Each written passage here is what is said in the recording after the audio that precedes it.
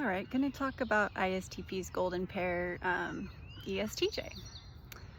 I have known and met and been acquainted with and worked for several ESTJs. I mean, if you're an ISTP and you're in the gym, chances are there's going to be at least one ESTJ in there. For the most part, they really like working out. I mean, there are some fat ones, there's some fit ones. I don't normally see in between. It's like they either have discipline and they're like really good with it, or they don't have discipline. So my first experience with an ESTJ was when I was about 30. No, sorry, in college. I was a freshman in college. He was in the master's program. He was into basketball. And so this was before I actually was aware of my femininity at all. And I was depressed at the time. And so I was just in the gym, and then he approaches me, hello. And then he's like, oh, let me teach you how to shoot a basketball. So of course I caught on pretty fast because I'm an ISTP, mechanical genius, right? And that was my first experience that I'm aware of with an ESTJ. I won't go on about that. I just remember there was a lot of pain. He was obviously very, very busy. And in my mind, if you're too busy for me, that means you don't really care about me, because you care about me, you're going to spend time on me, I'm going to be a priority, you're going to be important to you. That was like before cell phones were a thing, or a big thing, a popular thing. I didn't have a cell phone. Anyway, my second experience was after my divorce with an ISTJ, and I met this ESTJ. He was military. He was like what I would call a gym rat, always in the gym, very like type A. Enneagram, I would say 837 or some combination of that. And he's someone that I would call a player.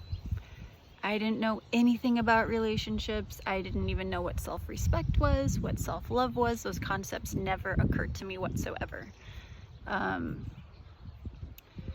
Anyway, that was really rough. I did recognize that it felt like an addiction.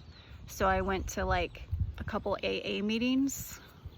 Super depressing. I did not go back. I was like, okay, but I can treat this like an addiction. So I went that route, and I was able to detach myself.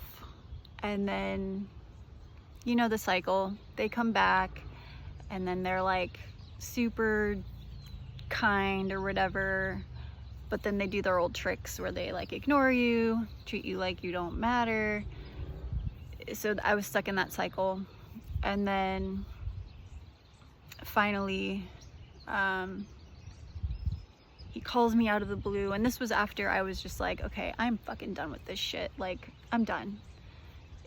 But in my heart, you know, it felt like 80% done. Like, it felt like it was going to be easier to let go, but I wasn't quite there, but I was enough there to where I wasn't gonna like worry about it anymore or struggle over it. And so I get this call. It's from a number that I don't recognize, but I had this pit in my stomach. I was like, this is him. This is him. I answer it. I was in the kitchen at the time, in the evening. It was him. And he's like, my wife read all the emails you sent me. I'm like, your wife? I didn't know you were married. He's like, yes, you did. And I'm like, no, I didn't. Yes, you did. No, I didn't. Yes, you did. And I was like, this argument is completely stupid. And I just hung up on him. And in that moment, I felt free. Out of the prison. You know, the mental prison. I I've met other ESTJs, like with work, oftentimes they're managers of whatever company I'm working at. The ones I like are the ones that give me a lot of freedom. I mean, I always like them. It's just, I don't always like their management style. So like, there was one that came, she was kind of like from out of town, and she was coming to like oversee us for like a month or something. So like, you know, the communication with ESTJs, I can tolerate that. Like, they're my golden pair, shadow type.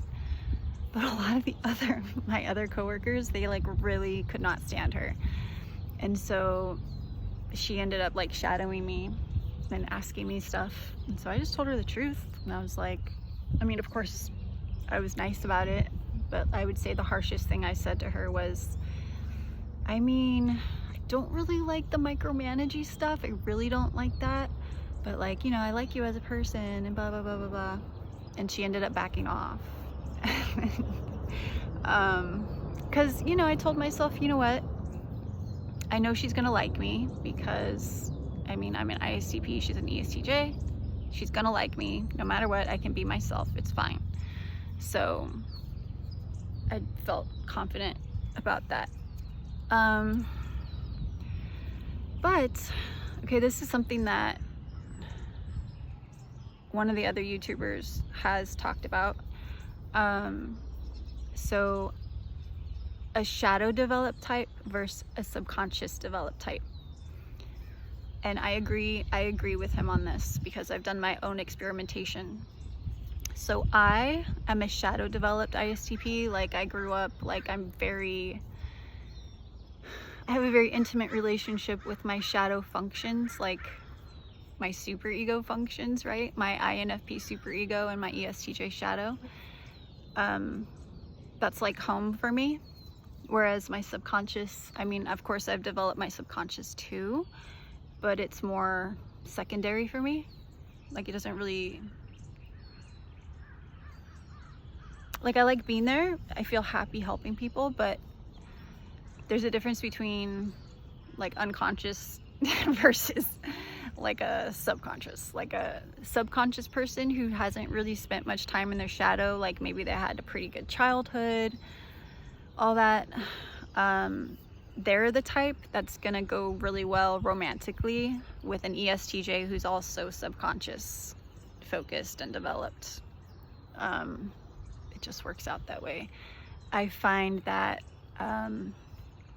because I've gotten so much wisdom inside myself, because of course I've had a lot of pain and suffering and hardship and I worked through it, you gain wisdom from that.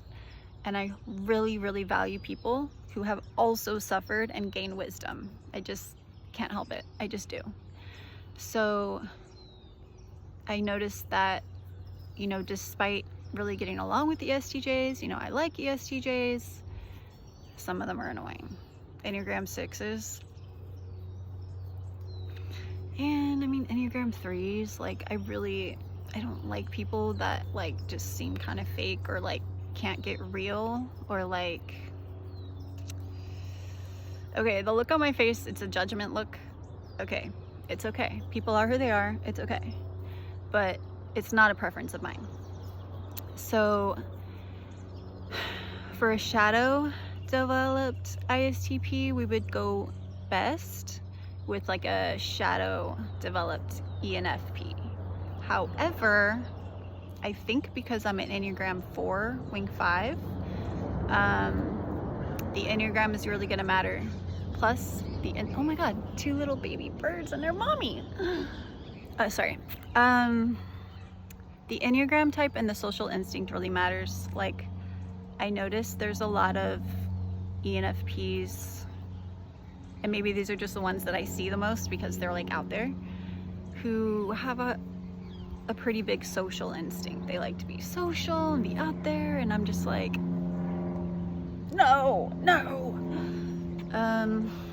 Yeah, so I'm able to be social. I can have fun being social if the people are real, authentic, like deep.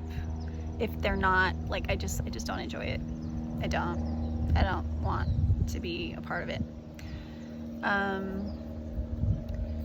So I find that ENTPs are also shadow developed ones, are also very attractive. Those two types, plus the benefit of they have extroverted intuition hero, you know? Like, I really enjoy the spiritual synchronicities you can have, but the spiritual connection, like, it's really, really sweet. Yeah, I mean, I have other videos talking about the ENTP ISTP. I don't think it's for everyone, because you really do have to connect with your heart if you're going to be in a ENTP ISTP relationship, because both of those people have such low FI, or if we're talking spiritually, it's actually high. The closer you are to your feelings and your heart, like, you're going to be closer to your spirit and your soul, your higher self. So, which kind of ties into the shadow developed. Like, my shadow is actually closer to my spirit self, so INFP super ego, you know? So yeah, so like INFJs who are subconscious developed would go well technically with ENFPs that are subconscious developed. So, and I'm talking like 4 sides of the mind, whatever. Like, I guess you don't even have to talk about 4 sides of the mind. But I also really like Dario Nardi's subtypes. He has 4 subtypes. The dominating, the creative, normalizing, and the harmonizing. I'm harmonizing, and I believe that's because I'm a 4. Like, it just, I don't know. And a lot of men, I think, are normalizing or dominating. I think he says, if like the ISTPs that are in the military, they're often dominating, and the women are usually or often creative or harmonizing. It's been a while since I've like studied the other types, but I know that like ENTPs who are harmonizing, I think it is, they can be like such great psychologists, psychiatrists. Someone I've been listening to lately on YouTube, who I believe is an ENTP, not sure if he's dominating or normalizing. He's obviously highly intelligent. His name is Charlie Kirk. He's a conservative and a Christian. I'm not a Christian, but like, I like listening to people who I believe are highly intelligent, have intelligent things to say. So I really enjoy listening to him. He debates college students. It's kind of fun to watch. So anyway, yeah, guess I'll stop here.